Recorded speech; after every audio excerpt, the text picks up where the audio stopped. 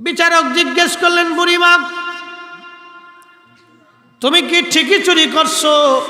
বুড়িমা ডাক দেয় বলে, হ্যাঁ বিচারক, আমি সত্যি সত্যি চুরি করতে গেছিলাম, চুরি করতে যা হাতে নাতে ধরা পড়ছি। বিচারক ডাক দেয় বলেন, বুড়িমা বলো কি জন্য তুমি চুরি করতে গেলা বৃদ্ধা বয়সে? মহিলা ডাক দিয়ে কেঁদে দিয়ে বলল, বিচারক আজকে 7 দিন হলো আমার ঘরের মধ্যে কোনো খাবার নাই। আমার 2টা এতিম নাতি বাচ্চা আছে, তাদের মাও নাই বাবাও নাই, 2টা এতিম সন্তান আমার ঘরের মধ্যে।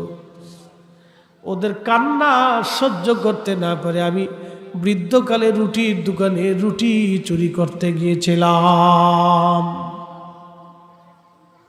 বাস এতটুকুনি কথা। বিচারক ডাক দিলেন,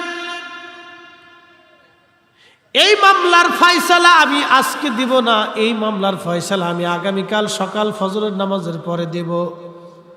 কিন্তু শর্ত হলো আগামীকাল যিনি এই নগর প্রধান আছেন খলিফার পক্ষ থেকে, এই নগর প্রধান কালকে উপস্থিত থাকা লাগবে। পুলিশ প্রধান যিনি আছেন নিরাপত্তার দায়িত্বে তাকে থাকতে হবে।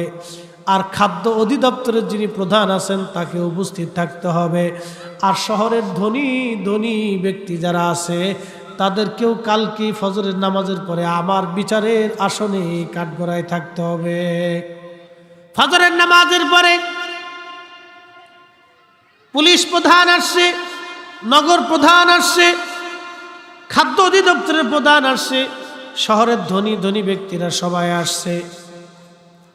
বিচারক ফজর নামাজের পরে বিচার শুরু করলেন। তিনি বলেন, এই মহিলা তো চোর, মহিলা চুরি করছে, চুরির ফয়সালা অনুযায়ী আল্লাহর আইন